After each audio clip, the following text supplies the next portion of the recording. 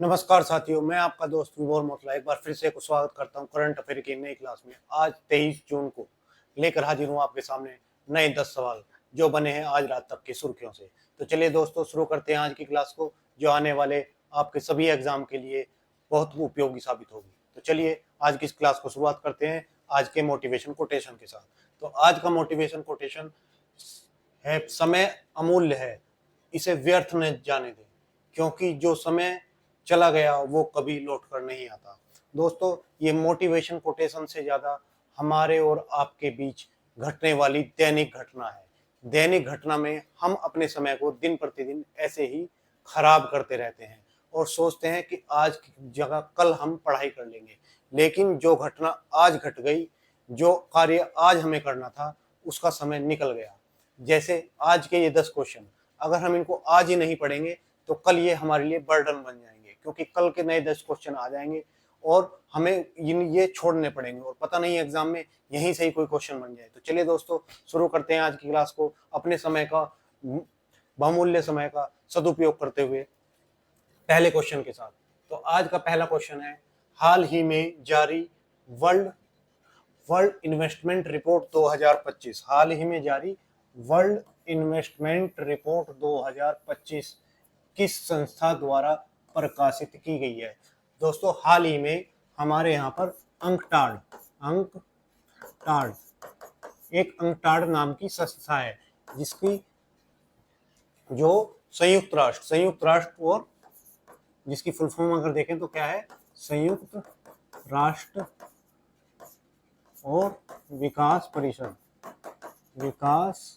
परिषद, हिंदी में इसको बोलते हैं संयुक्त राष्ट्र और विकास परिषद के नाम से इसे जानते हैं। इसने हाल ही में एक रिपोर्ट जारी की। उस रिपोर्ट में बताया गया है कि कहां पर कितना निवेश हुआ है। तो इसकी जो रिपोर्ट है उसका नाम क्या है? उसका नाम है विश्व निवेश रिपोर्ट। क्या नाम है इसका? तो विश्व निवेश रिपोर्ट के नाम से इसकी रिपोर्ट जानी जाती है। और कब के लिए है? तो 2025 की रिपोर्ट है। 2025 की विश्व निवेश रिपोर्ट किसके द्वारा जारी की गई? तो संयुक्त राष्ट्र और विकास परिषद के द्वारा ये जारी की गई। ठीक है, विकास सम्मेलन या विकास परिषद के द्वारा जारी की गई। अगर हम बात करें इसमें क्या क्या बताया गया है, तो इसमें बताया गया है कि विश्व में 2024 में सर्वाधिक निवेश कहां पर आया? निवेश बोले तो पैसा, निवेश कहां पर आया और कहां पर नहीं आया, कहां पर कमी आई। ठीक है, निवेश में कहां पर कमी आई। अब बात करें तो निवेश, जो ये निवेश शब्द है, ये क्या करता है? विदेशियों द्वारा किसी अन्य देश में जो पैसा लगाया जाता है उसको हम निवेश कहते हैं। और यह भी दो प्रकार का होता है। जैसे एक होता है एफडीआई, यानी फॉरेन डायरेक्ट इन्वेस्टमेंट, यानी विदेशी प्रत्यक्ष निवेश। ठीक है, तो एक हो गया हमारा एफडीआई। और एक जो हमारा इन्वेस्टमेंट होता है या निवेश होता है, वो होता है एफपीआई, यानी विदेशी पोर्टफोलियो, यानी फॉरेन पोर्टफोलियो इन्वेस्टमेंट, विदेशी पोर्टफोलियो निवेश। ठीक है, इसको हम जानते हैं विदेशी पोर्टफोलियो निवेश के नाम से। अब जो ये एफडीआई होता है, उसमें क्या होता है?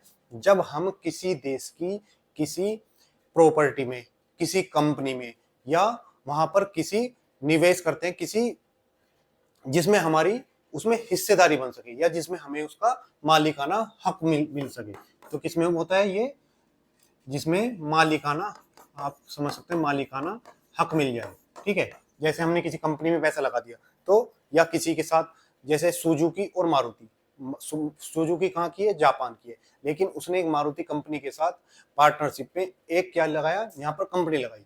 तो सुजुकी ने क्या किया? यहाँ पर एफडीआई किया, उसमें उसका मालिकाना हक भी है। अगर लाभ और नुकसान होगा तो उसमें बराबर का उसको हिस्सेदारी होगी। एक होता है एफपीआई, यानी फॉरेन पोर्टफोलियो निवेश। इसमें मालिकाना हक नहीं होता, इसमें सिर्फ लाभ और हानि होती है। ठीक है, लाभ और हानि होती है, तो इसमें होता है विदेशी पोर्टफोलियो इन्वेस्टमेंट। ठीक, तो ये हो गया हमारा निवेश। अब ये रिपोर्ट बताती है कि 2024 में सबसे ज्यादा निवेश कहाँ पे आया और सबसे ज्यादा कमी कहाँ पर आई।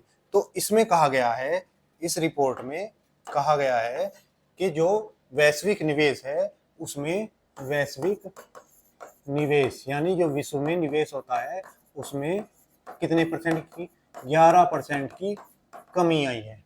ठीक है, और ये क्या है, लगातार दूसरे वर्ष क्या आई है, कमी आई है, दूसरे वर्ष कमी दर्ज की गई है। ठीक है, और ये जो निवेश है ये निवेश कितना 1.5 ट्रिलियन डॉलर पहुंच गया है, यानी 1.5 ट्रिलियन डॉलर ये पहुंच गया है। ठीक है, तो इसमें गिरावट दर्ज की गई है। वहीं इसने बताया है कि जो हमारा अफ्रीका है, ठीक है, अफ्रीका में इन्वेस्टमेंट 75% की बढ़ोतरी हुई है। वहीं आसियान देशों में +10% की बढ़ोतरी देखने को मिली है। वहीं अगर बात करें कमी कहाँ पर आई है तो ये क्या होगी, वृद्धि, यहाँ पर वृद्धि देखने को मिली है। और कमी चीन में 28% की कमी देखने को मिली है। तो चाइना में जो विदेशी निवेश है वो घटकर 29% की कमी दर्ज की गई है। किसकी, 29% की कमी दर्ज की गई है। वहीं अगर बात करें दक्षिण अमेरिकी जो देश है, दक्षिण अमेरिकी महाद्वीप है, अमेरिकी महाद्वीप यानी एक तो हमारा उत्तरी अमेरिका हो गया और उसके नीचे जो सदर्न पार्ट है उसका दक्षिणी अमेरिका, उसमें 18% की कमी देखी गई है। 18% की यहाँ पर कमी देखने को मिलेगी। तो अफ्रीका में 75% की, वहीं आसियान में 10% की क्या बढ़ोतरी देखने को मिली है। वहीं अगर भारत की बात करें तो भारत में विनिर्माण क्षेत्र हो, विनिर्माण यानी मैन्युफैक्चरिंग, विनिर्माण, ईवी यानी इलेक्ट्रिक व्हीकल हो, और या डिजिटल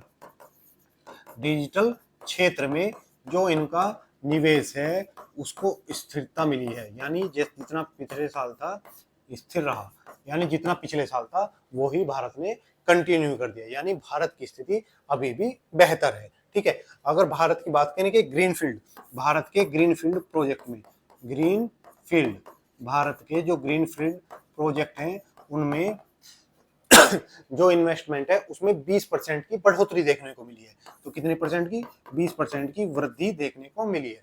ठीक है, ग्रीनफील्ड क्या होता है, जो वो प्रोजेक्ट जो हम खाली मैदान पर मतलब बेस जीरो से बनाते हैं, जहां पर पहले कोई निर्माण ना हुआ हो, जैसे कोई जंगल है उसको काटकर हमने नई बिल्डिंग का निर्माण किया हो, या किसी खेत में नई बिल्डिंग का निर्माण कराया हो, तो उसको बोलते हैं ग्रीनफील्ड, यानी जीरो से शुरू करना। और जहां पर पहले कोई बिल्डिंग थी उसे तोड़कर बनाना, उसको ब्राउन फील्ड के नाम से हम जानते हैं।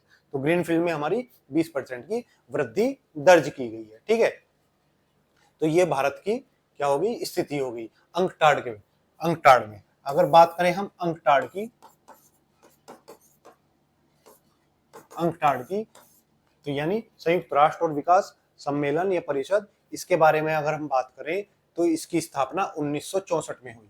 तो इसकी स्थापना कब हुई, तो इसकी स्थापना 1964 में हुई।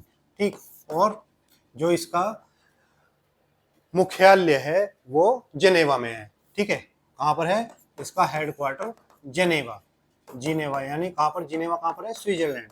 ठीक है, स्विट्जरलैंड में इसका मुख्यालय है। और इसने कौन सी रिपोर्ट जारी की है, तो विश्व निवेश रिपोर्ट जारी की है। इसका एक क्षेत्रीय मुख्यालय भी है। क्या है, इसका एक क्षेत्रीय मुख्यालय। और जो भारत में है क्षेत्रीय मुख्यालय, भारत में कहां पर है, तो भारत में दिल्ली में इसका क्षेत्रीय मुख्यालय है। ठीक है, तो ये हो गया हमारी जो रिपोर्ट जारी की गई, किसमें, वर्ल्ड इन्वेस्टमेंट रिपोर्ट किसने जारी की, तो ये अंकटाड द्वारा जारी की गई। ठीक है, चलिए, तो ये रिपोर्ट है, इसमें बताया गया है कि ये हमारे डेवलप्ड देश है, ये डेवलपिंग और ये लीस्ट डेवलपिंग, मतलब जो गरीब देश है, उसमें बताया गया एफडीआई में 22% की कमी, ये बराबर रहा, और ये 9% की वृद्धि देखने को मिली। ग्रीनफील्ड प्रोजेक्ट में ऐसे ऐसे सारे देशों का, यूरोप में क्या हुआ, नॉर्थ अमेरिका में क्या हुआ, ये सारा डाटा इन्होंने बताया हुआ है। अब बात करें हम यूरोप की, यूरोप का कौन सा देश को देखेंगे, क्योंकि इसका मुख्यालय कहां पर है, जेनेवा में है। तो जेनेवा कहां पर है, स्विट्जरलैंड में है। तो हम स्विट्जरलैंड को देखते हैं। स्विट्जरलैंड ये रहा। ठीक है, स्विट्जरलैंड कहां पे है, ये रहा। जितने अमीर देश हैं अमीर लोग हैं, सबका पैसा कहाँ मिलेगा? स्विट्जरलैंड में मिलेगा। तो स्विट्जरलैंड का बॉर्डर किससे साझा होता है? फ्रांस से होता है। इधर जर्मनी, ठीक है, जर्मनी, इटली, इनसे और ऑस्ट्रिया से इनका बॉर्डर साझा होता है।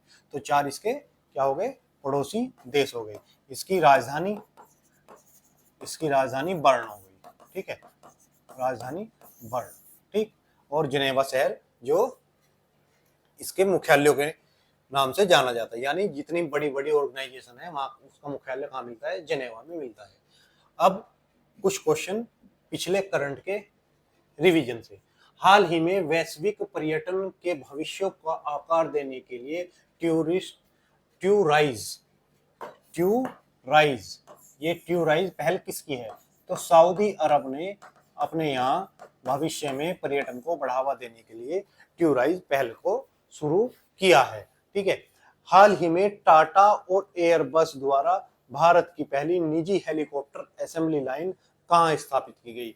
तो ये बड़ौदा कहाँ पर? गुजरात में ये स्थापित की गई। गुजरात के बड़ौदा में एयरबस और टाटा ने मिलकर स्थापित की गई है। संयुक्त राष्ट्र अंतर्राष्ट्रीय शांति सैनिकों का दिवस कब मनाया जाता है? तो 29 मई को ये दिवस मनाया जाता है, ठीक है, 29 मई को ये दिवस मनाया जाता है। वित्त वर्ष 2024-25 में भारत में कोयला आयात में कितने प्रतिशत की गिरावट दर्ज की गई? यानी भारत ने कोयला मंगाने में 7.9% की क्या कर दी है? कमी कर दी है। कारण कि भारत अपने यहाँ पर आत्मनिर्भर हो रहा है और जो अपने यहाँ का कोयला है उसका खनन ज्यादा कर रहा है, जिससे वो अपनी आवश्यकताओं की पूर्ति कर सके। तो ये भारत अभी ऐसा कर रहा है। अब बात करें क्वेश्चन नंबर 2। क्वेश्चन नंबर 2 हमारा, हाल ही में अमेरिका ने किस देश के परमाणु ठिकानों पर हमला किया है? तो अभी अमेरिका ने किसमें?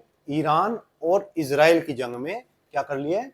पार्टिसिपेट यानी हिस्सेदारी कर ली है। और ये करते हुए उसने ईरान के परमाणु ठिकानों पर हमले किए हैं, जिसमें से मुख्यतः 3 परमाणु ठिकानों पर हमले किए गए हैं, जिसमें फार्दो, नतांज और इफ्तान, ये 3 परमाणु संयंत्र थे जिन पर यूएसए ने हमला किया, ठीक है। इफ्तान और नतांज और फोर्दो तीनों पर हमला किया।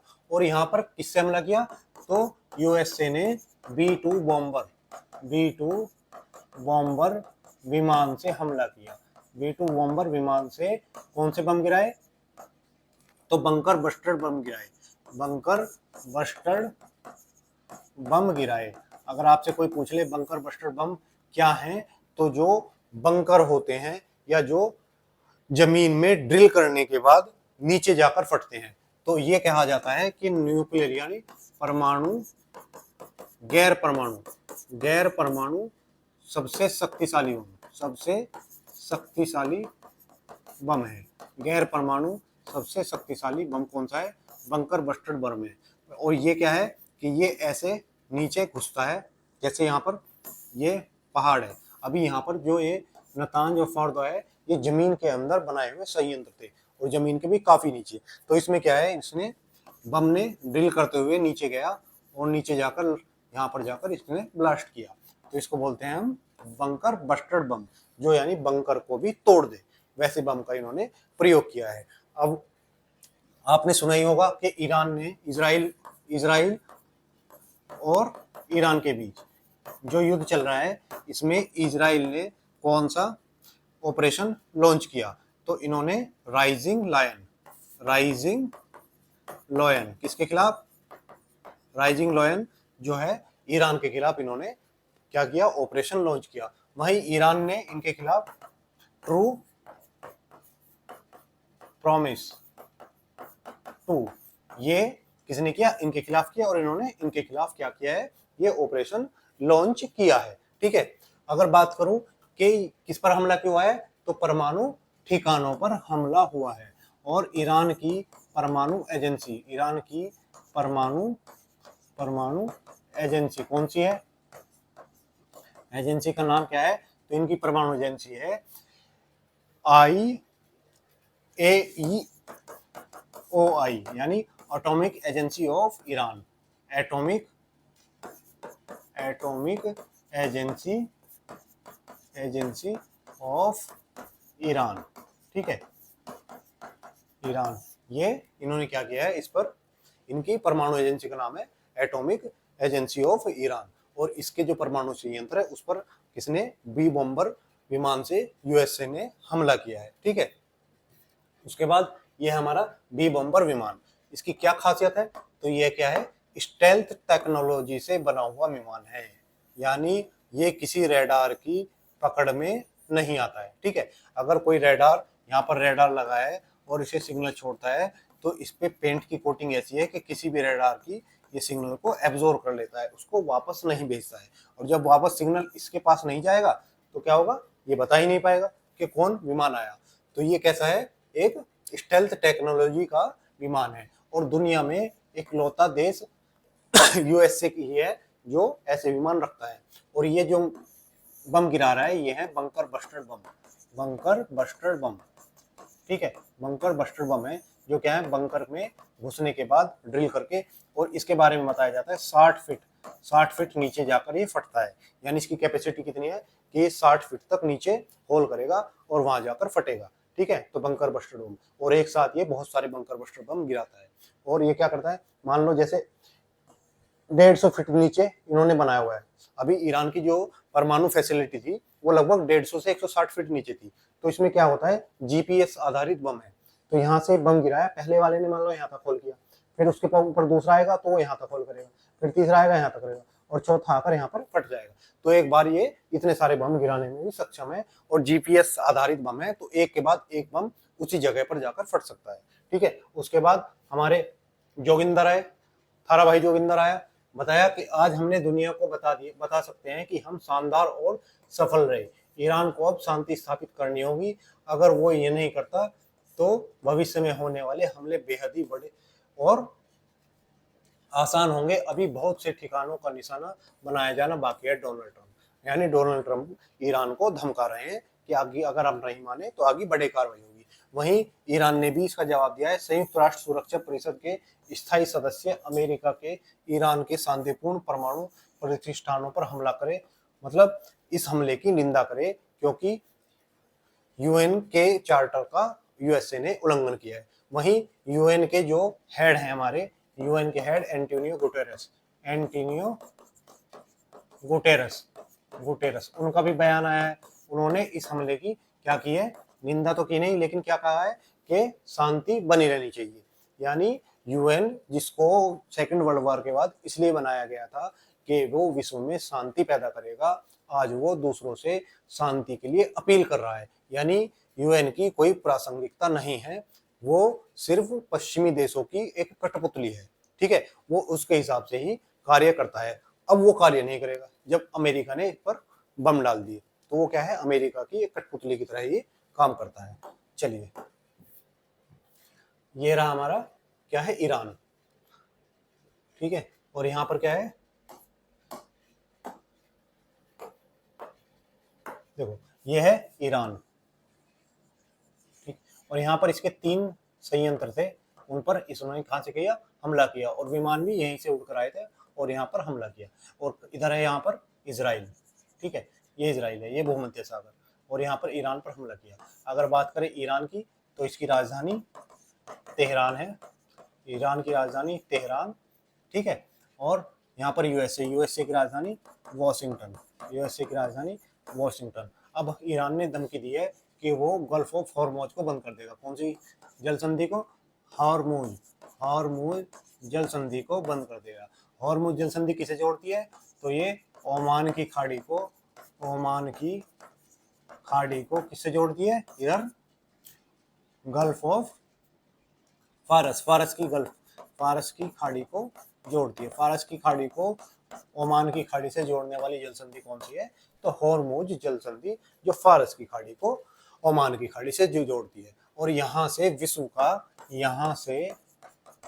का तेल कितना होता है, विश्व का 30% तेल आयात किया जाता है, यानी यहाँ से तेल का व्यापार कितने परसेंट है? जो विश्व के कुल व्यापार का 30% इसी हॉर्मोज जल संधि से क्या व्यापार किया जाता है। ठीक है, अब ये हो गया हमारा वॉशिंगटन, और यहाँ पर हो गया क्या है, इजराइल, और इजराइल की राजधानी क्या है? तेल अवीव। इजराइल की राजधानी क्या है? तेल अवीव। ठीक, तो ये हो गया हमारा क्वेश्चन नंबर 2। अब देखें, हाल ही में एनडीए स्नातक करने वाली पहली महिला कैंडिडेट्स की कुल संख्या कितनी है? तो अभी 17 जो महिलाएं थी, जो लड़कियां थी, उन्होंने क्या किया है, एनडीए में पहली बार शामिल हुई हैं। तो कितनी? 17 पास आउट की गई है। हाल ही में पुर्तगाल का नया प्रधानमंत्री कौन चुना गया है? तो लुइस मोंटेग्रो। लुइस मोंटेग्रो को क्या है कि पुर्तगाल का नया प्रधानमंत्री चुना गया है। और पुर्तगाल की राजधानी क्या है? तो लिस्बन। पुर्तगाल की राजधानी लिस्बन है। ठीक है, और कौन से प्रायद्वीप पर है? पुर्तगाल और स्पेन आइबेरियन प्रायद्वीप पर है। आइबेरियन प्रायद्वीप पर। ठीक है, कौन से प्रायद्वीप पर है? आइबेरियन प्रायद्वीप पर है। 2024 में एशिया प्रशांत और पश्चिमी एशिया के शीर्ष 10 हवाई अड्डों में इंदिरा गांधी अंतरराष्ट्रीय हवाई अड्डों को कौन सा स्थान मिला? तो 10वां स्थान मिला। हाल ही में नॉर्वे शतरंज 2025 टूर्नामेंट में डी गुकेश ने किस दिग्गज खिलाड़ी को हराया? तो नॉर्वे के मैग्सन कार्लसन को इन्होंने हराया। ये कहाँ के हैं? तो ये नॉर्वे के ही हैं। उनके देश में उन्हीं के खिलाड़ी को मात दी हमारे डी गुकेश ने। ठीक है, अब देखते हैं क्वेश्चन नंबर 3। क्वेश्चन नंबर 3 है हमारा, हाल ही में भारत में, क्वेश्चन नंबर 3, हाल ही में भारत से गिनी को यातायात किए जाने वाले पहले स्वदेशी लोकोमोटिव को किसने हरी झंडी दिखाई? तो हाल ही में भारत ने क्या किया है? भारत ने जो बिहार है वहां पर बिहार के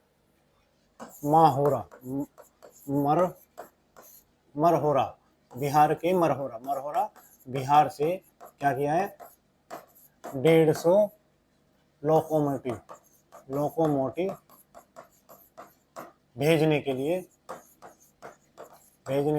किससे? गिनी से कितने? 3,000 करोड़ का 3,000 करोड़ का समझौता किया। ठीक है, कितने का समझौता किया? तो 3,000 करोड़ में 150 लोकोमोटिव। कहां से? मरहोरा लोकोमोटिव प्लांट बिहार से 150 जो है लोकोमोटिव इंजन भेजने का गिनी को क्या किया है? एक समझौता किया है। उसके पहले जो कंसाइनमेंट है, यानी जो उसका पहला निर्यात है, उसको हरी झंडी किसने दिखाई है? तो हमारे जो प्रधानमंत्री नरेंद्र मोदी जी हैं, इन्होंने इसको हरी झंडी दिखाई है। ठीक है, तो कहां से? मरहोरा रेल फैक्ट्री। कहां पर है? मरहोरा बिहार रेल फैक्ट्री प्लांट जो है, वहां से कितने? पहले जो इनके लोकोमोटिव हैं उसके निर्यात को हरी झंडी दिखाई है। किसने दिखाई है? तो प्रधानमंत्री मोदी ने दिखाई है। कितने करोड़ का समझौता है? 3,000 करोड़ का समझौता है, जिसमें 150 लोकोमोटिव इंजन जाएंगे। और ये कितने वर्ष में? तो ये 3 वर्ष में भेजने हैं। 3 वर्षों में पूरा करना है। ठीक है, पूरा करना है। किस देश को जाएंगे? तो ये गिनी को। कौन सा देश? गिनी। कौन से देश को जाएंगे? तो गिनी कहां पर है? अफ्रीकी देश गिनी को ये क्या जाएंगे? 150 लोकोमोटिव अगले 3 साल में जाएंगे। यानी 25, 26, 27, 28 तक ये हमें 150 वहां पर भेजने हैं। ठीक है, तो कहां पर है? गिनी में है।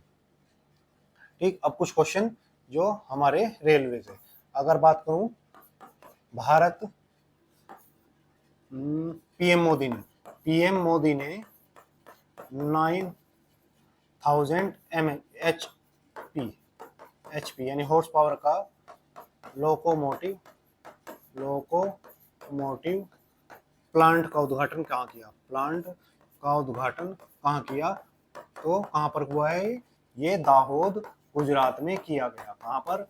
दाहोद गुजरात में मोदी जी ने क्या किया है? एक प्लांट का उद्घाटन किया है, जो कितना है? 9,000 house power capacity locomotive engine बनाने वाला प्लांट है। अगर मैं बात करूं कि गुजरात की, तो गुजरात अपनी रेलवे को 100% बिजली कृत करने वाला कौन सा राज्य बना? तो भारत का 24वां राज्य बना गुजरात। ठीक है, तो ये भी याद रखेंगे। अब हाल ही में घटित ये घटना थी कि जिसमें गुजरात ने अपने यहाँ पर जो रेलवे लाइन है उसको 100% इलेक्ट्रिफाइड यानी बिजली से जोड़ दिया है। तो ऐसा करने वाला 24वां राज्य कौन बना है? गुजरात बना है। ठीक है, अब बात करें हम किसकी? अफ्रीका की। तो अफ्रीका के पश्चिमी तट पर यहाँ पर एक देश है जिसको हम गिनी के नाम से जानते हैं। किसके नाम से जानते हैं? तो इसको हम गिनी के नाम से। इसकी राजधानी की बात करें तो राजधानी कौनार्की क्या है? इसकी राजधानी है। ठीक है, कौनार्की इसकी राजधानी है। ये हो गया हमारा अफ्रीकी महाद्वीप। अगर अफ्रीका की बात करें तो विश्व में जनसंख्या और क्षेत्रफल के बाद जनसंख्या और क्षेत्रफल में एशिया के बाद दूसरा सबसे बड़ा महाद्वीप कौन सा है? तो ये हमारा अफ्रीका है। ठीक है, तो अभी भारत ने क्या किया है? गिनी के साथ 150 लोकोमोटिव के निर्यात के लिए समझौता किया है। कहाँ से? हमारे बिहार के मरहोरा के रेल प्लांट से। ठीक, वहां से 150 जाएंगे। अगर बात करूं मैं रेलवे की, तो भारत में कुल रेलवे जोन कितने हैं? कुल रेलवे जोन 19 रेलवे जोन है। ठीक है, और नवीनतम कौन सा है? नवीनतम रेलवे जोन है उसका मुख्यालय कहाँ पर है? विशाखापत्तनम आंध्र प्रदेश में नवीनतम हमारा क्या है? रेलवे जोन है। ठीक है, नवीनतम रेलवे जोन कहाँ पर है? तो विशाखापत्तनम में। दक्षिण तटीय, इसको हम बोलते हैं दक्षिण तटीय रेलवे के नाम से हम इसको जानते हैं। अगर बात करूं मैं रेलवे के इतिहास की, तो भारत की पहली रेल कब चली? तो 1853 में चली। और उस समय हमारे गवर्नर जनरल कौन था? तो गवर्नर जनरल उस समय लॉर्ड डलहौजी हमारा क्या था? उस समय गवर्नर था। अगर बात करूं मैं बिजली से चलने वाली पहली रेल 1925 में भारत में चली। ठीक है, 1925 में भारत में पहली बिजली से चलने वाली रेल चली। हाल ही में क्या हुआ कि एक मेट्रो जो कार्गो ले जाएगी, पहली मेट्रो जिसमें कार्गो सुविधा दी गई, वो कौन सी है? तो दिल्ली मेट्रो अभी क्या करेगी? सामान की ढुलाई भी करेगी। ठीक है, तो दिल्ली मेट्रो पहली ऐसी मेट्रो है जो अपना कार्गो सामान भी ले जाया करेगी। ठीक, तो ये हमारी रेलवे से संबंधित सारी न्यूज हो गई और इतिहास हो गया। अगर मैं बात करूं अब यहाँ पर किसकी? अफ्रीका की। तो अफ्रीका ऐसा एक अकेला महाद्वीप है जिसमें से तीनों रेखाएं गुजरती है, मकर रेखा, विषुवत रेखा और कर्क रेखा। ठीक है, हमारी पृथ्वी को 23.5 डिग्री नॉर्थ में काटने वाली रेखा को हम कर्क रेखा के रूप में जानते हैं। ठीक है, तो अफ्रीका के कौन कौन से देशों से ये गुजरती है? तो पहला देश है इसका पश्चिमी सहारा, उसके बाद मारिटानिया, ठीक है, ये देश हो गया। फिर माली, अल्जीरिया भी हो गया, और नाइजर, और उसके बाद लीबिया भी है, और उसके बाद है मिस्र। ठीक, मिस्र, लीबिया, ये देश हैं जहां से ये रेखा गुजरती है। ठीक है, नाइजर, अल्जीरिया, लीबिया, मिस्र।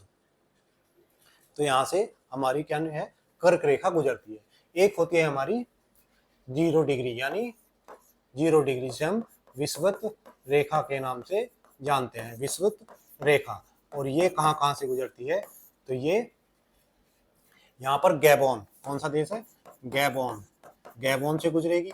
उसके बाद यहाँ पे रहा हमारा डेमोक्रेटिक ऑफ कॉन्गो, यानी कॉन्गो गणराज्य, कॉन्गो गणराज्य, गणराज्य से भी गुजरती है। उसके बाद डेमोक्रेटिक रिपब्लिक ऑफ कॉन्गो, फिर क्या है, डेमोक्रेटिक रिपब्लिक ऑफ कॉन्गो, ये क्या थे अपना, democratic of Congo, democratic Congo था और ये डेमोक्रेटिक रिपब्लिक ऑफ कॉन्गो है।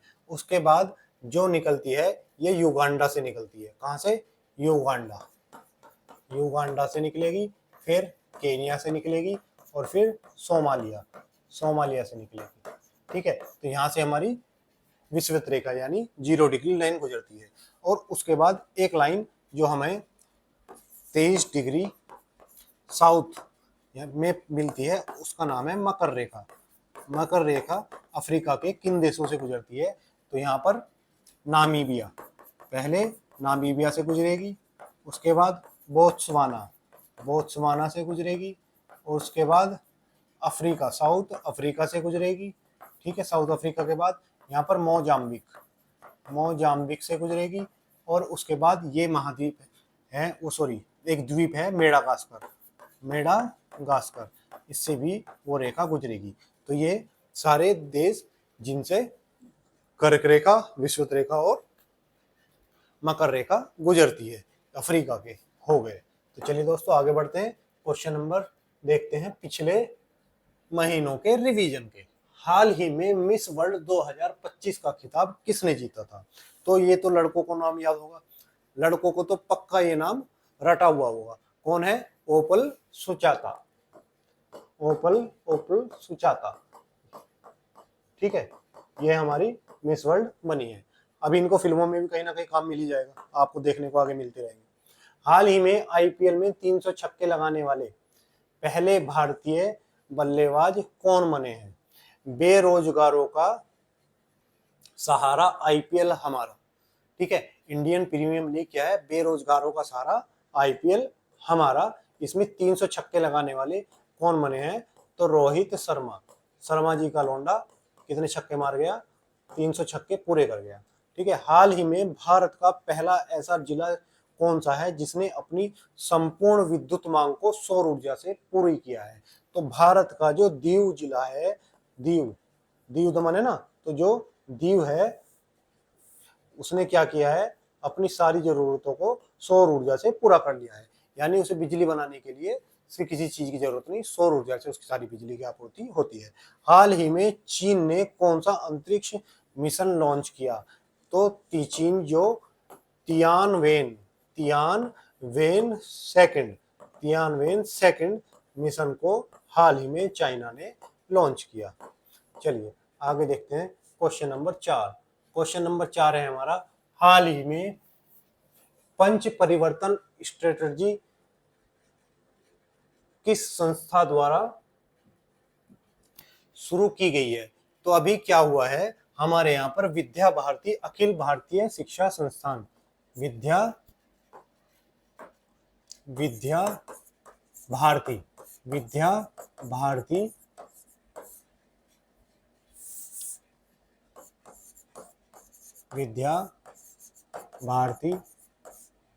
अखिल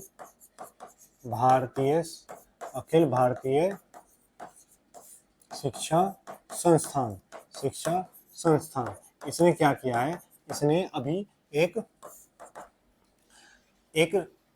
योजना बनाई है, यानी इसने एक योजना प्रस्तुत की है, जिसमें क्या कहा है, इसने कहा है कि जब हमारा देश आजादी के 100 वर्ष पूरे करेगा तो उसके लिए इन्होंने @2047 एक योजना तैयार की है। ठीक है, क्या की है, एक योजना 2047 पंच परिवर्तन रणनीति। क्या है, पंच परिवर्तन रणनीति किसके लिए, हमारी शिक्षा में बदलाव के लिए, किसमें, हमारी शिक्षा में बदलाव के लिए क्या किया है इन्होंने, शुरू की है। ठीक है, ये शुरू की है। अब बात करें कि ये परिवर्तन क्या करना चाहते हैं, तो ये परिवर्तन करना चाहते हैं जिसमें से पहला परिवर्तन होगा कि सामाजिक समरसता हो, क्या हो, सामाजिक समरसता। ठीक है, सामाजिक समरसता का क्या मतलब है? सामाजिक समरसता का मतलब है कि जो हमारे यहाँ पर देश के लोग हैं या देश के नागरिक हैं जो जाति में और अन्य भेदभाव के कारण ग्रस्त हैं, उनके दिमाग से ये भेदभाव निकाला जाए और वो प्यार से आपस में मिलजुल कर रह सकें। इसको बोलते हैं सामाजिक समरसता। दूसरा जो इनका है वो कुटुंब प्रबंधन। कुटुंब प्रबंधन यानी लोगों को ये समझाना कि संयुक्त फैमिली की शक्ति क्या होती है, उसके बारे में कुटुंब प्रबंधन वही लाया जाएगा। पर्यावरण पर्यावरण पर्यावरण संरक्षण यानी पर्यावरण संरक्षण को भी इसमें बल दिया जाएगा कि जिससे हम अपने पर्यावरण के प्रति सचेत रह सकें। तीसरा है आत्मनिर्भर। तीसरा क्या है? आत्मनिर्भरता यानी लोगों को जागरूक किया जाएगा कि आपको आत्मनिर्भर बनना चाहिए। पांचवा नारी सम्मान। पांचवा क्या है? नारी सम्मान यानी औरतों के, महिलाओं के प्रति हमारे मन में सम्मान का भाव हो। तो इन 5 परिवर्तनों को जोड़ा जाएगा, ऐसा कहा गया है विद्या भारती अखिल भारतीय शिक्षा संस्थान द्वारा। और इन्होंने भारत की आजादी के 100 वर्ष पूरे होने पर, जो कब होंगे? वो 2047 में होंगे, उसके लिए 5 परिवर्तन शिक्षा में 5 बदलाव लाने की एक योजना बनाई है, जिसमें सामाजिक समरसता होगी, कुटुंब प्रबंधन होगा, पर्यावरण, आत्मनिर्भरता और नारी के प्रति सम्मान का भाव हो।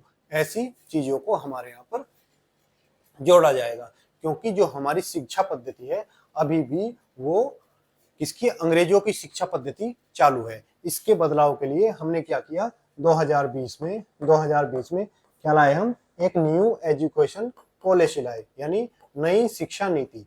और ये किस सिफारिश पे आई? तो ये किस समिति की सिफारिश पे आई? तो उस समिति का नाम था कस्तूरी रंगन समिति। रंगन समिति की सिफारिश पर ये क्या है? अभी आई। तो जो हमारी शिक्षा पद्धति है ये मैकाले की दी हुई है। असल में क्या था कि 1813 में एक चार्टर एक्ट आया। एक चार्टर एक्ट आया। कौन सा? चार्टर अधिनियम 1813 आया। इसमें 1 लाख रुपए की व्यवस्था की गई। 1 लाख रुपए की व्यवस्था की गई। किस लिए की गई? क्योंकि अंग्रेजों को भारत पे शासन करने के लिए बाबुओं की जरूरत थी, यानी क्लर्कों की जरूरत थी, जिसकी दौड़ में, नौकरी की दौड़ में आज भी हम लगे हुए हैं। और ऐसे क्लर्क का अगर वो इंग्लैंड से लेकर आते या यूरोप से लेकर आते तो उनका खर्च ज्यादा था, क्योंकि वो पैसों की भी ज्यादा डिमांड करते, उनका रहने का खर्च भी देना पड़ता। ठीक है, और उनको यहाँ का सिस्टम समझाना भी पड़ता, लोगों से बात करने में भी वो सक्षम नहीं होते। तो इसलिए इन्होंने क्या कहा कि हम 1 लाख रुपए उस समय डालते हैं, जिससे कि यहाँ के लोगों को शिक्षित किया जा सके और अपने अनुरूप ढाला जा सके।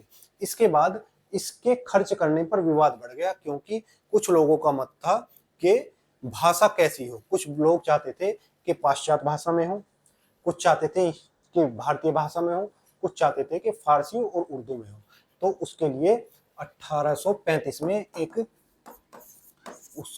तत्कालीन वायसराय ने क्या किया? एक समिति का गठन किया। और किसकी अध्यक्षता में?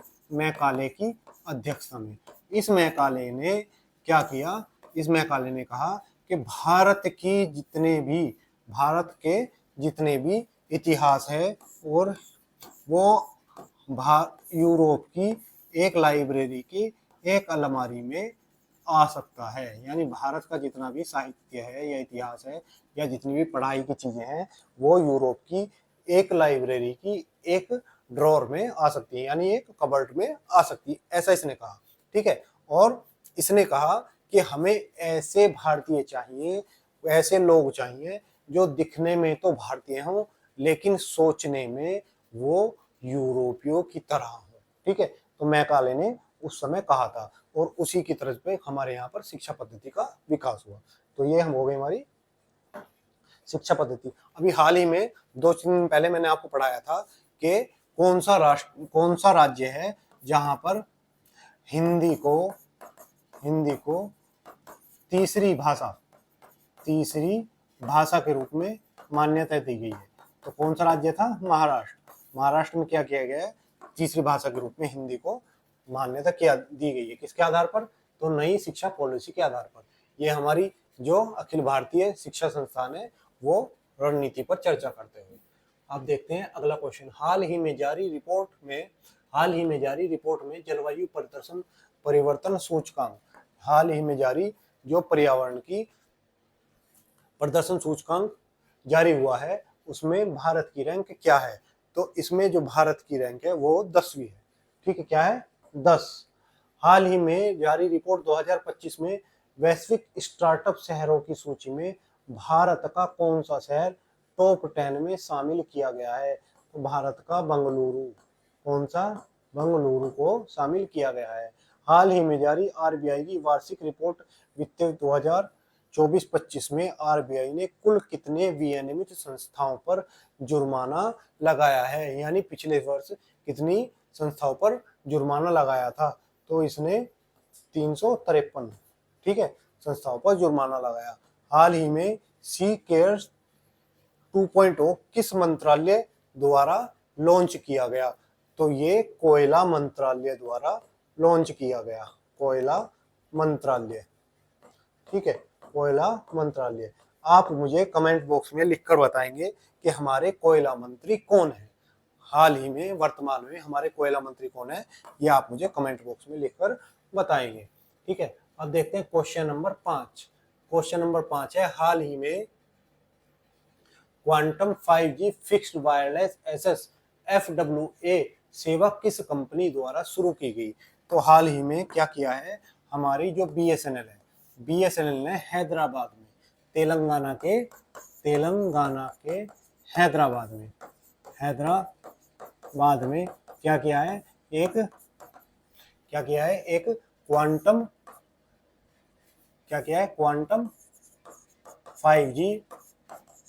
5G फिक्स्ड वायरलेस एसएस सुविधा लॉन्च की है। यानी अब BSNL 5G की दुनिया में आ चुका है, यानी अब जियो और वोडाफोन को टक्कर देने के लिए एक नई कंपनी भी आ चुकी है जो BSNL है।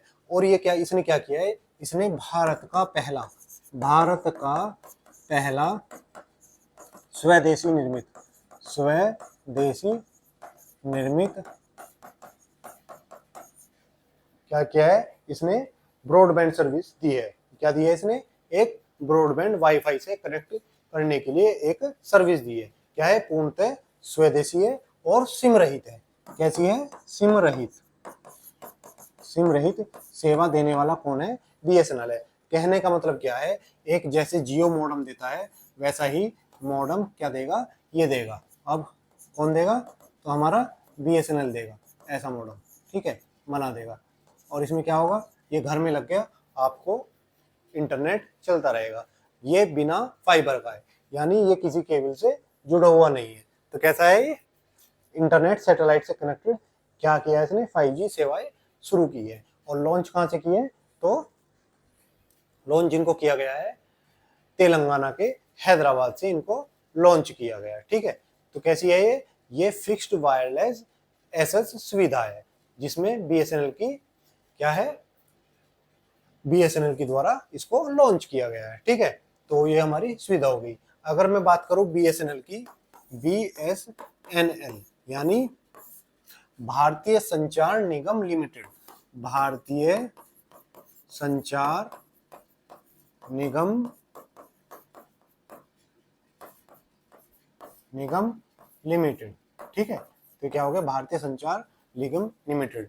अगर बात करो इसकी स्थापना की, तो इसकी स्थापना 2000 में की गई। ठीक, 2000 में इसकी स्थापना की गई। ठीक है, 2000 में क्या है, इसकी स्थापना की गई।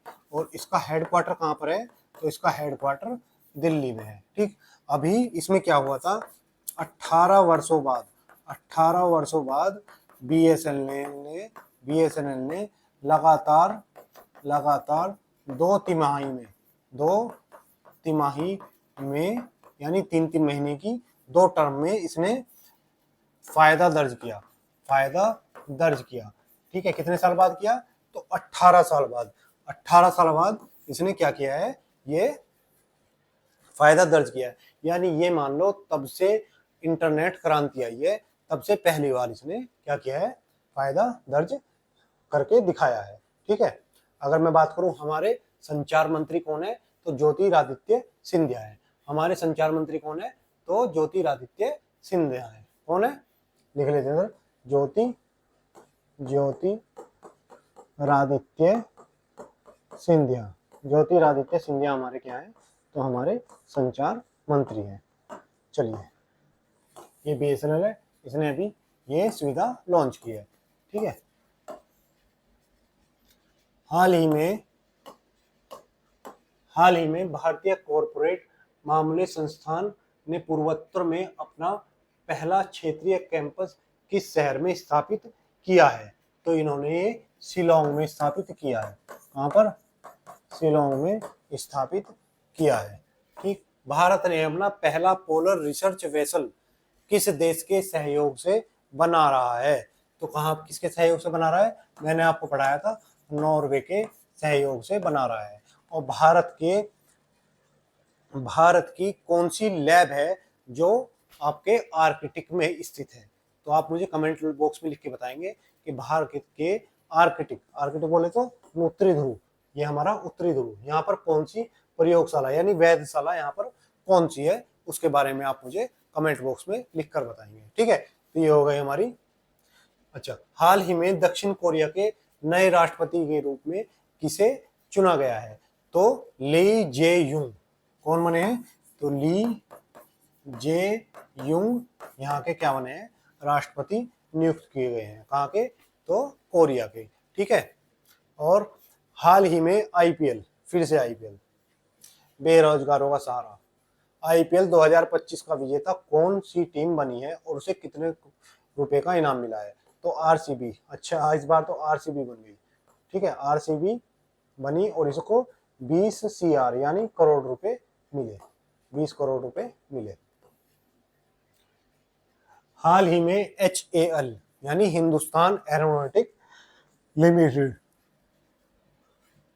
हाल ही में HAL को इसरो की किस तकनीक के निर्माण और व्यवसायीकरण की 511 करोड़ का सौदा मिला है, तो SSLV यानी शॉर्ट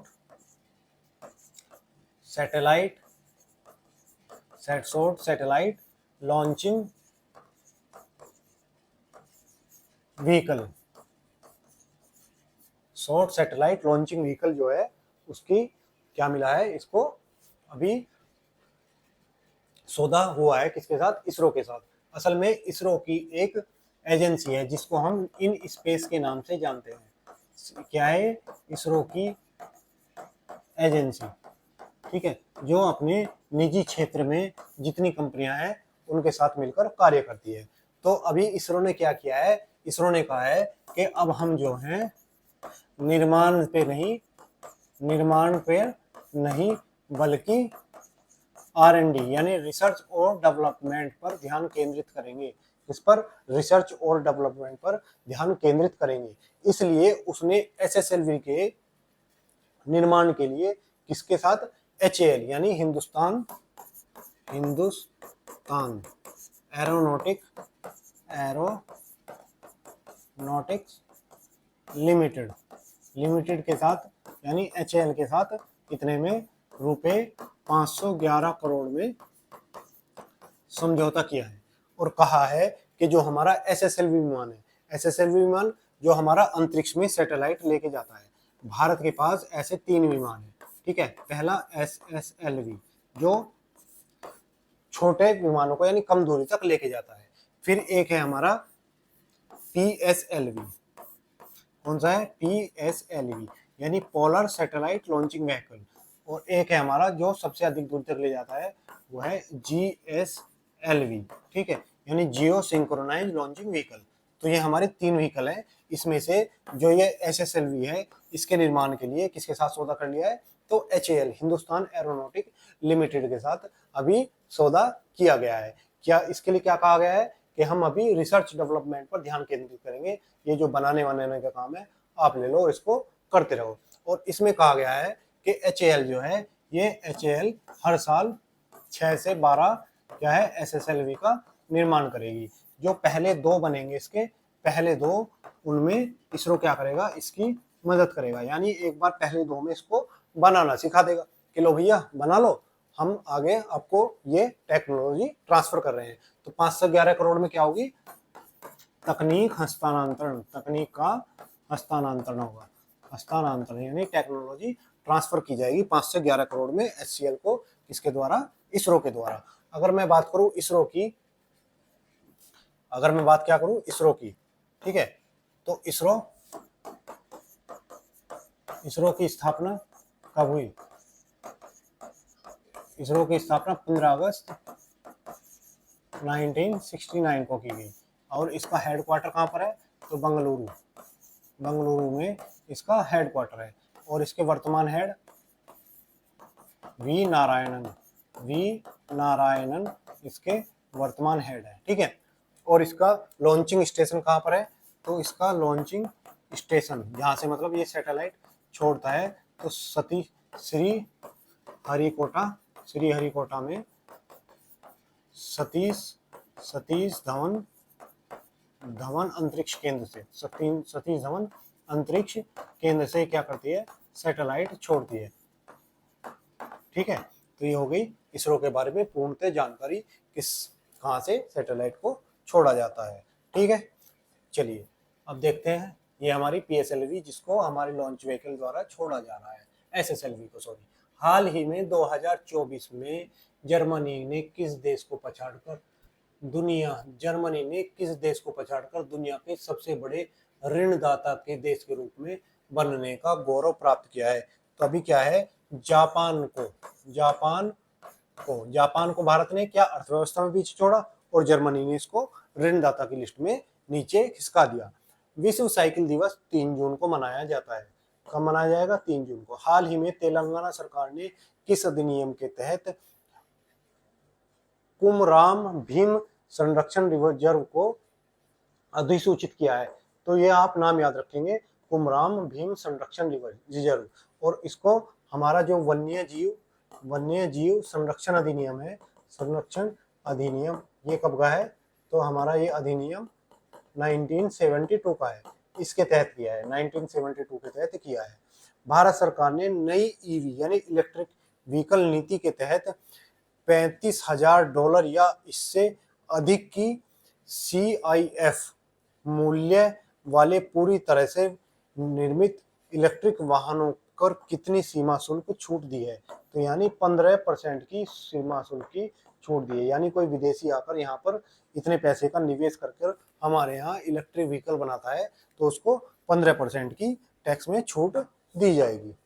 चलिए 7वां क्वेश्चन, हाल ही में डिजिटल पेमेंट अवार्ड 2024-25 किस बैंक को उसकी डिजिटल भुगतान और वित्तीय समावेशन में उत्कृष्ट भूमिका के लिए मिला है।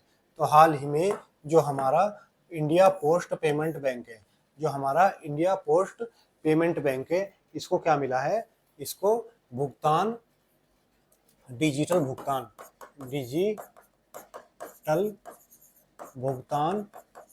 और वित्तीय समावेशन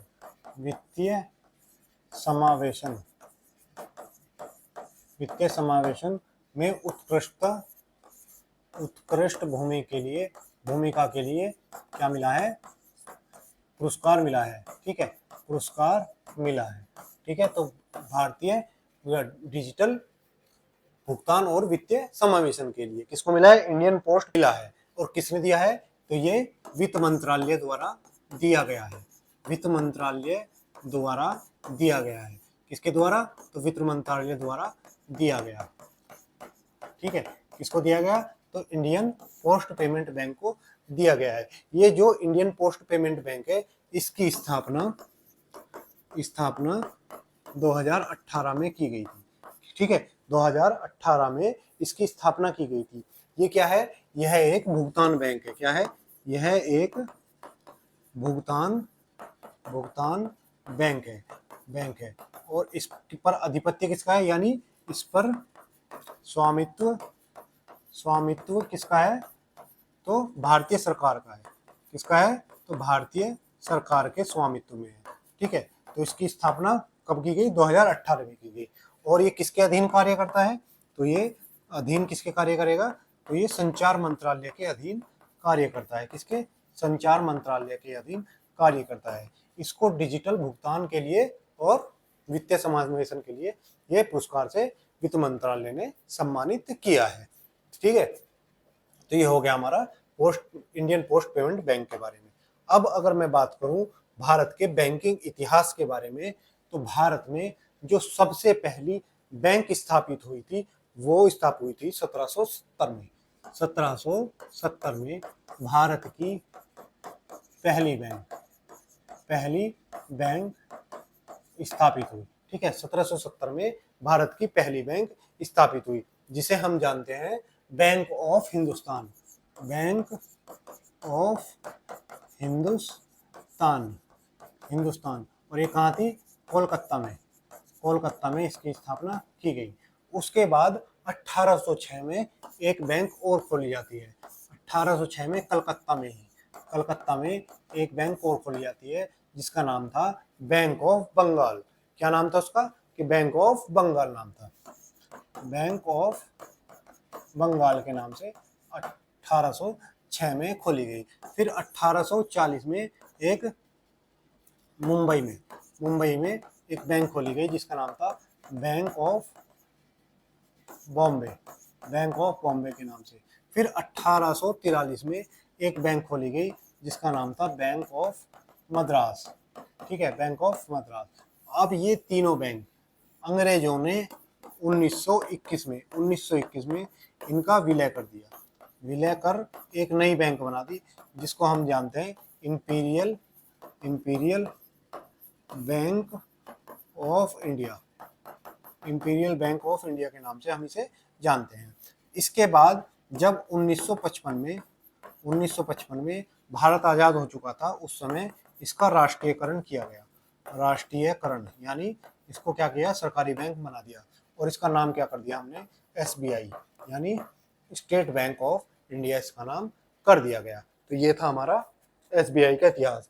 अगर बात करूं मैं और कुछ बैंकों की, तो जैसे 1856 में बैंक ऑफ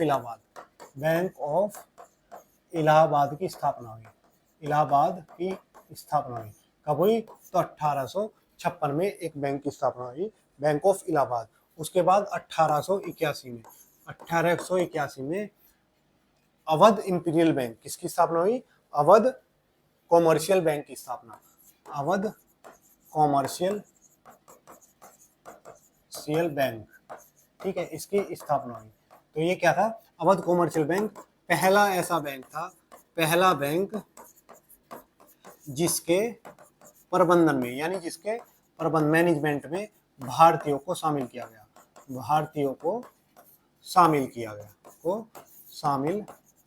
गया। इससे पहले भारतीयों को शामिल नहीं किया जाता था, इसमें भारतीयों को शामिल किया गया। उसके बाद 1895 में एक बैंक और बनती है, जिसका नाम था PNB, जिसे हम पंजाब नेशनल बैंक के नाम से जानते हैं। क्या है? PNB।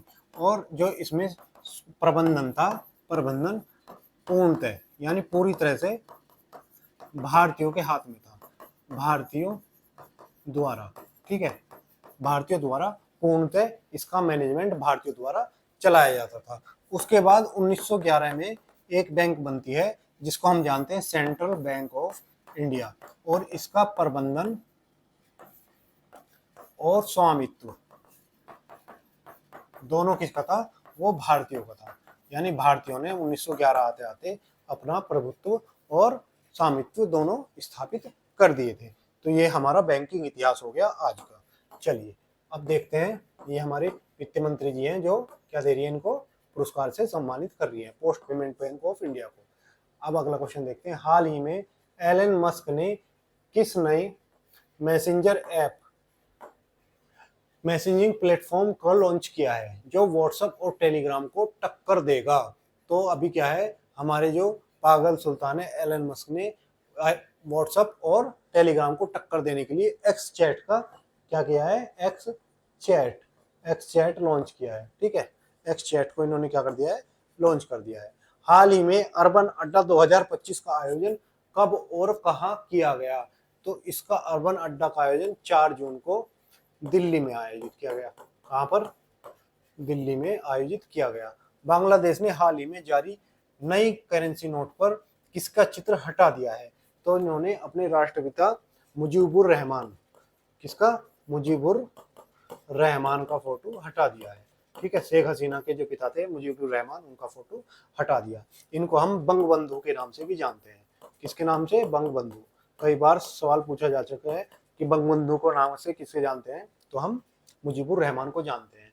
हाल ही में निकारागुआ WTO के मत्स्य पालन सब्सिडी समझौते पर स्वीकार करने वाला कौन सा देश बना है? तो 101वां देश बना है। कौन बना है? निकारागुआ। इसकी राजधानी मानागुआ। हाल ही में, अगला क्वेश्चन, क्वेश्चन नंबर 8, हाल ही में विश्व शरणार्थी दिवस कब मनाया गया? तो अभी क्या है, जो वर्ल्ड रिफ्यूजी डे है यानी विश्व शरणार्थी दिवस मनाया गया। तो कब मनाया जाता है? ये 20 जून को मनाया जाता है। किसके द्वारा? तो UN के द्वारा मनाया जाता है। ठीक है, इसका पहली बार कब मनाया गया? तो ये पहला बार 2001 में मनाया गया। जो हमारे शरणार्थी हैं, जो एक देश छोड़कर दूसरे देश में काम के सिलसिले में, जैसे या पैसे के सिलसिले में, जिस तरह से भी दूसरे देश में जाकर उन्हें मजबूरी में रहना पड़े या कहीं पर गृह युद्ध जैसे हालात हो तो दूसरे देश में जाकर शरण लेनी पड़ती है, तो उनको शरणार्थी बोला जाता है। तो ये क्या है कि कब मनाया जाता है? तो ये 20 जून को मनाया जाता है। पहली बार 2021 में मनाया गया। अब इस बार की वर्तमान थीम क्या है? तो इसकी वर्तमान थीम जो है वो है शरणार्थियों की साथ एकजुटता, के साथ एकजुटता।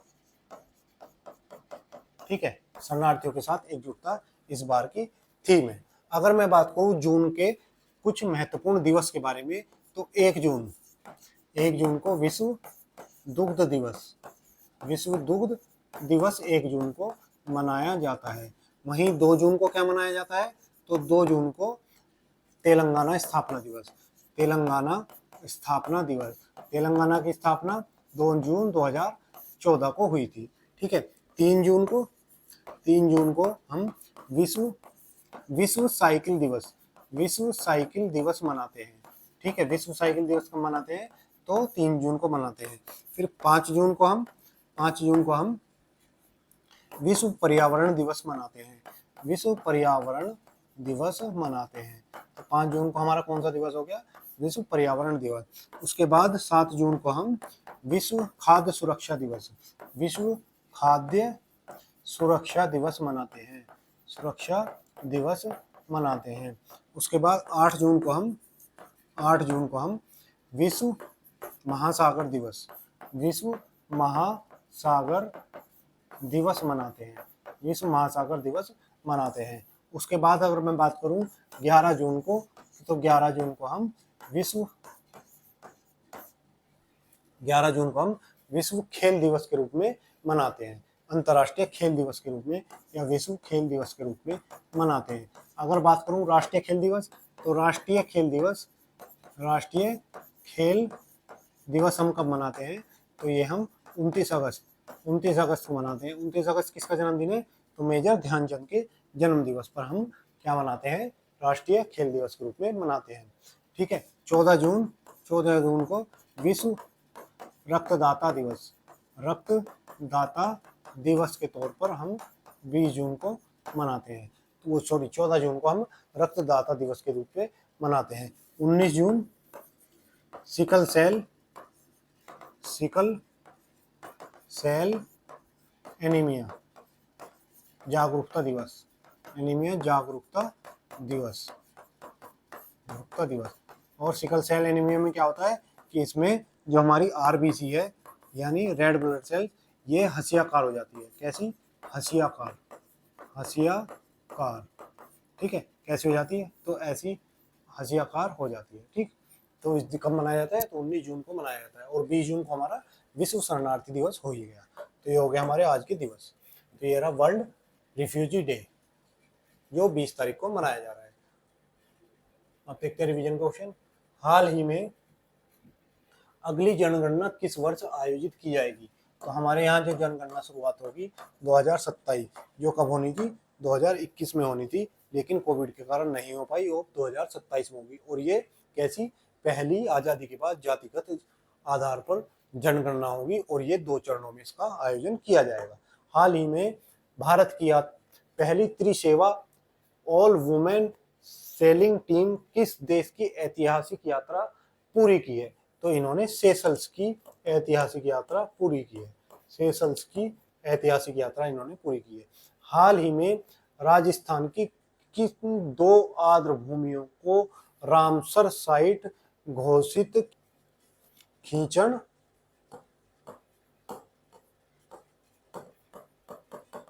और मैनार, 2 कौन सी है? खींचन और मैनार 2 है ऐसी साइट जिनको रामसर साइट में राजस्थान की शामिल किया गया है। विश्व पर्यावरण दिवस मैंने अभी आपको बताया 5 जून, 5 जून को विश्व पर्यावरण दिवस। क्वेश्चन नंबर 2, हाल ही में नीरज चोपड़ा ने पेरिस डायमंड लीग 2025 में कितनी दूरी थ्रो कर जीत दर्ज की? हाल ही में जो हमारे नीरज चोपड़ा है, नीरज चोपड़ा ने कहां पर, नीरज चोपड़ा इन्होंने Paris diamond league, Paris diamond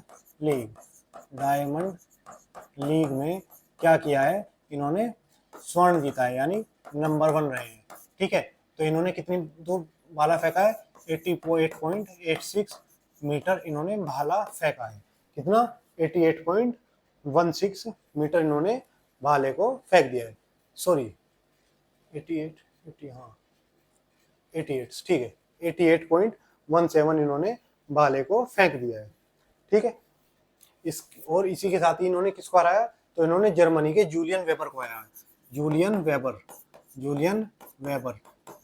weber जो कहाँ पर दूसरे स्थान पर रहे, कहाँ के थे? तो जर्मनी के थे। जर्मनी के ये कौन सा स्थान पर रहे? नंबर 2 पर रहे। ठीक है, तो इन्होंने क्या किया कि अभी यहाँ पर इसको जीत लिया है। अगर बात करूं मैं नीरज चोपड़ा की, नीरज चोपड़ा जिन्हें हाल ही में लेफ्टिनेंट कर्नल की मानद उपाधि दी गई। मानद उपाधि किसके द्वारा दी गई? भारतीय सेना द्वारा दी गई। भारतीय सेना द्वारा दी गई। अगर बात करूं नीरज चोपड़ा की, तो ये किसके हैं? ओडी इंडिया के ब्रांड एम्बेसडर। क्या? ब्रांड एम्बेसडर है। ठीक है, एम्बेसडर कौन है? तो नीरज चोपड़ा, किसके? ओडी इंडिया के। और इन्हें लेफ्टिनेंट कर्नल की उपाधि किसने दी है? तो भारतीय सरकार ने इन्हें उपाधि दी है। अगर मैं बात करूं तो नीरज चोपड़ा ने क्या किया था? 2020 ओलंपिक में इन्होंने क्या जीता? स्वर्ण जीता। और इसके लिए भारत ने क्या किया कि जिस दिन इन्होंने स्वर्ण जीता, कौन सी को? तो 7 अगस्त को जब इन्होंने स्वर्ण जीता, इसको राष्ट्रीय भाला फेंक दिवस के रूप में घोषित कर दिया। भाला फेंक दिवस के रूप में घोषित कर दिया। तो ये हो गए हमारे नीरज चोपड़ा जी। देखो, ये भाला फेंकने में इन्होंने 88.16 मीटर का भाला फेंक दिया है। विश्व पर्यावरण दिवस की किस तारीख को मनाया जाता है? तो ये अभी दोबारा से डाल दिया क्वेश्चन। 5 जून को मनाया जाता है। 5 जून को मनाया। हाल ही में Oscar Piastri Spanish grand prix 2025 में किस टीम के लिए जीत दर्ज की? तो इन्होंने मैकर लॉन के खिलाफ क्या है? जीत दर्ज की। हाल ही में प्रधानमंत्री संग्रहालय एवं पुस्तकालय के निर्देशक किसको नियुक्त किया गया? पुस्तकालय यानी लोहे के चने जमाना। तो अश्वनी लोहानी जी को। क्या? अश्वनी लोहानी। पुस्तकों से लोहा लेंगे कौन? अश्वनी लोहानी। ठीक है, किसकी? पीएम की पुस्तकों से। हाल ही में एशियाई एथलेटिक्स चैंपियनशिप 2025 का आयोजन कहाँ हुआ था? जो हमारी एथलेटिक्स चैंपियनशिप है वो कहाँ पर? साउथ कोरिया में आयोजित की गई थी। कहाँ पर? साउथ कोरिया में इसका आयोजन किया गया। चलिए अब देखते हैं क्वेश्चन नंबर 10, आज का अंतिम क्वेश्चन। हाल ही में किस भारतीय एनिमेटेड फिल्म ने एनसी 2025 में जूरी पुरस्कार जीता है? तो ये है हमारी फिल्म देसी ऊन। ये एक एनिमेशन फिल्म है देसी ऊन, जिसे कहां पर?